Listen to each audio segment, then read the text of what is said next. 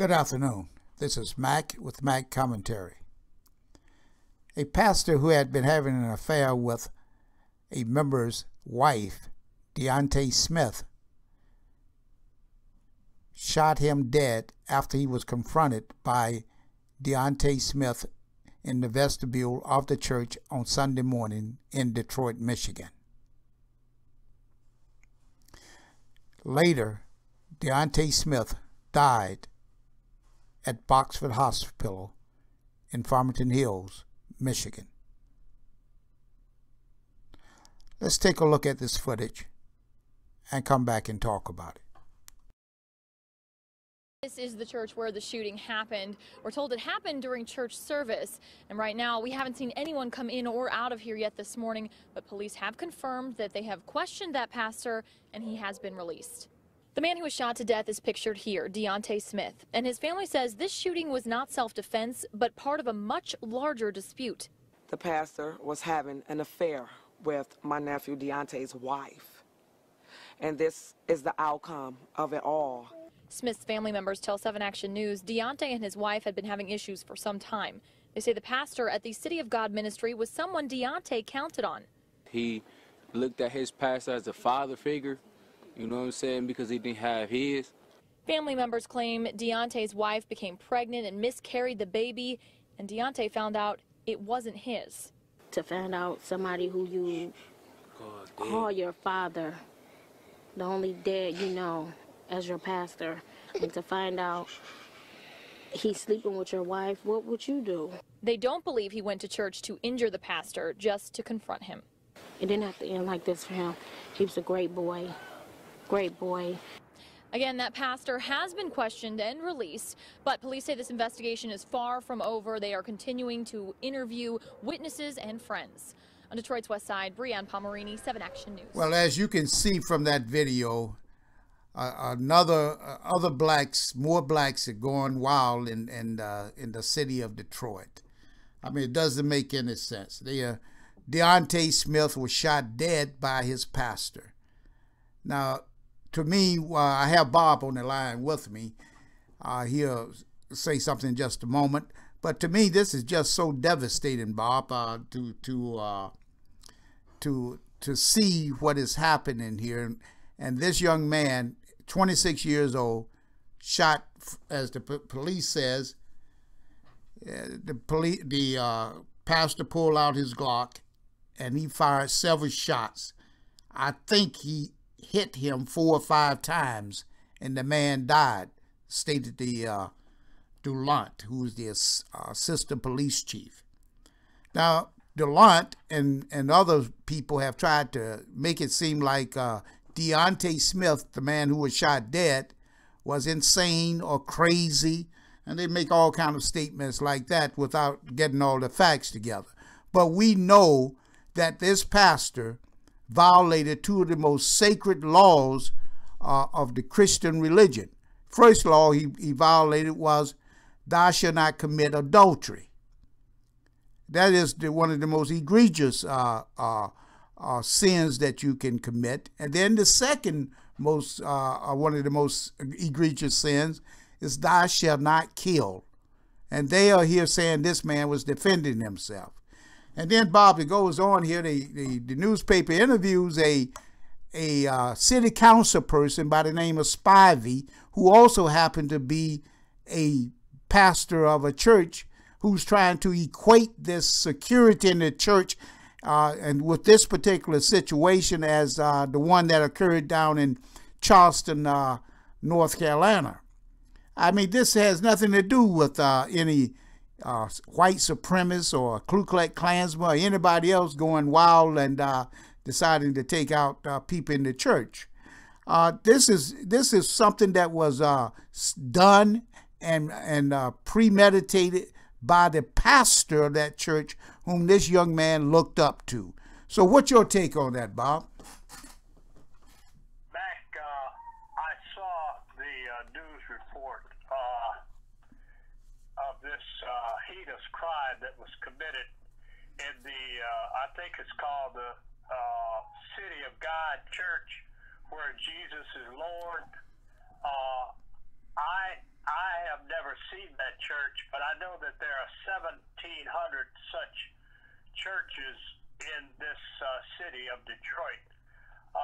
And let's just for a moment assume that 50% of those churches are controlled by pimps and charlatans. That would be, 850 of them. And perhaps this city of church where Jesus is Lord, perhaps that may be one of those 850 churches. Now, with that as a premise, let's start from what you just described. Let's suppose, because as you articulate, this pastor is alleged to have committed adultery. We know that he killed this parishioner with his Glock. If he was a man of God, and I'm not a student of the Bible, but somewhere I read or somewhere I heard that if God is with me, who can be against me? Well, if God is with you, you don't need to be carrying a Glock. You know, nobody out here is going to hurt you if God is on your side, if you truly believe that.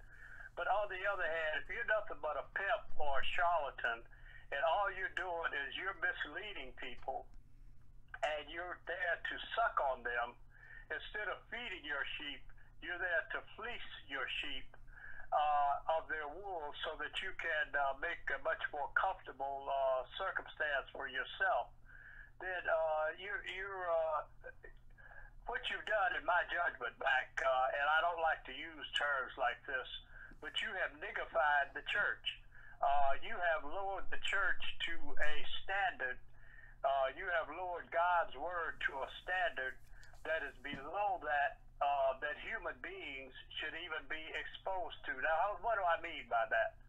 Let's assume that I live in an area where I have to have a septic tank, and my water system, and my septic tank goes bad, and I have a well system. Well, if I go out there and start urinating and defecating in the well system and expect to drink clean water and bathe in clean water, then, there's something wrong with me. So I think in this 850 churches that you have, where you have these charlatans and these pimps, that's what you have going on. They have polluted the Word of God with their nonsense. They've come in there and, as you say, committed some of the most egregious violations. And I don't hear any of them talking about, I don't even see it on television where you have these ministers on TV. And let me ask you this, Mac, because you probably know more about this than I. Is the Ten Commandments still relevant in the church? I mean, because you cited two of them. And it also says, as I recall, that you shouldn't covet. And I read or saw the news report where it's alleged that this guy had impregnated this fellow's wife, or girlfriend or something. And if that's true, well, I think he would be upset. Perhaps as that legal officer or that person of the law said, he had a mental problem. Well, hell, if that officer of the law's wife was being sparked by somebody outside of his home, he might have a mental problem too, Mac. That's my initial take on this circumstance. Well, for sure, Bob, I believe that the Ten Commandments are very relevant today. I know my kids are being taught it, even in the schools that they go to, and we teach it at home. But you're so right how they are spinning this thing to make it seem like there's a problem with Mr. Smith. Mr. Smith, yes, he was distraught over what happened with this guy that he had, this man of God, so-called man of God, whom he had placed on this pedestal because he was also his mentor as well, and he looked up to this pastor. And here he's going through a situation with his wife, having a marital difficulties, and what does the pastor do? His mentor. He goes and uses this situation to prey on this young man's wife, who is vulnerable, and to commit one of the most, like I stated, egregious sins. Thou shalt not commit adultery. And yeah, he would be upset over that. And he went there to confront this man, to talk with him based on all the information I've gathered here. But then there's a city council person by the name of Spivey who's also making these statements about the security of the church. Now, if these pastors out here had anything to say, they would be trying to look into what actually happened in this church, what occurred that caused this young man to go there. And like you stated, Bob, why is this pastor in that church with a Glock, semi-automatic weapon on his person at the Church of God? Why, if he did not expect something to happen, he would not have had that weapon? Am I correct? Oh, absolutely. And you see, you point out so eloquently back. I have to go back to one of my mentors, Dr. Melvin Barnabas Tolson, who said to me back in 1960, he says, Brazelton, our people are lost because they are ignorant. And you see, you have these pimps and these charlatans running some of these churches, and they're doing all kinds of dastardly deeds, as you point out. And what is happening is they know that they don't expect God to take care of them. They expect the devil to take care of them. And what is the devil's weapon? Well, every time, I don't know what the devil looks like. Every time I've seen a picture of the devil, he's got a pitchfork. He walks around with some kind of weapon in his hand. And he shows, but when you see a picture of Jesus, Jesus is walking around in robes and some flip-flops. I don't see him with any weapons. Well, if you're a man of God, you would be, I would think, acting more like Jesus than the devil. But so I would think that if all these people are carrying these Glocks and they say that they're people of God, I think they're people of the devil. They're carrying pitchforks. The pitchfork is just a 2015, the Glock is just a 2015 version of the devil's pitchfork. And if they're doing dastardly deeds where they're fornicating and adulterizing their parishioners, then they would have to have their pitchfork, because some of those people in that church literally believe what God is telling them in the Bible. Thou shalt not kill, thou shalt not steal, thou shalt not covet thy neighbor's wife or goods, thou shalt not commit adultery. All of those very basic tenets of the Christian faith. And they believe that, and perhaps this Mr. Smith believed that in his heart. And he saw this nigger up there who was niggifying the church doing what is completely the antithesis of what is in the Bible. And so as a consequence, he gets pissed off. This guy is impregnated, I don't know if it was his wife or girlfriend or whomever, it's alleged that. If that's happened, he wants to confront him so that these other believers in the church would know, you got a charlatan and a pimp up here. Well, that's in order to quiet him from that, he shoots him to death. Right, because then the newspaper goes out there and they go and take specific quotes from Smith's Facebook page and put that out there to try to say, oh, he had a problem. But what he was really saying that, hey, he said the crap will hit the fan when he goes back to the church, because he wanted like you said, he wanted everybody to know. But then again, one of the things that was so refreshing here, Bob, is that Smith was also a semi-pro football player, okay? And the coach of that team, the head coach, Brad Bentley, came out with a statement, the Detroit Lightning football team, semi-pro. He played on that, and Smith was one of the founders of that particular team. Bentley stated that he was shocked and tore up over this whole situation there.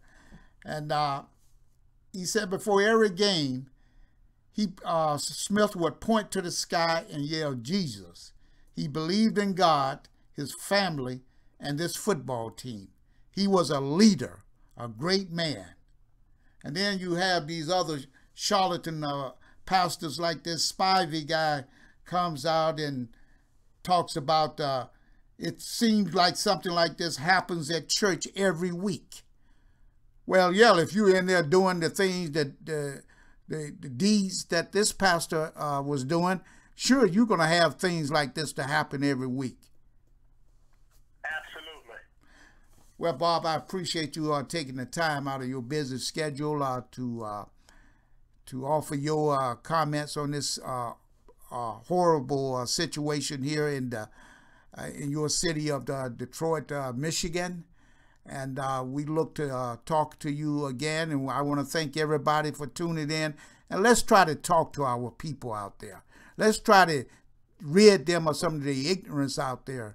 As Dr. Melvin Tolson used to tell Bob quite a bit when Bob was in Langston University. So we just want to continue to educate our people and let them know that we can change this here situation that we are being placed over the airways about our community, because we can stop acting ignorant and start acting more sensible. Again, thank you, man. Thank you, and have a great day.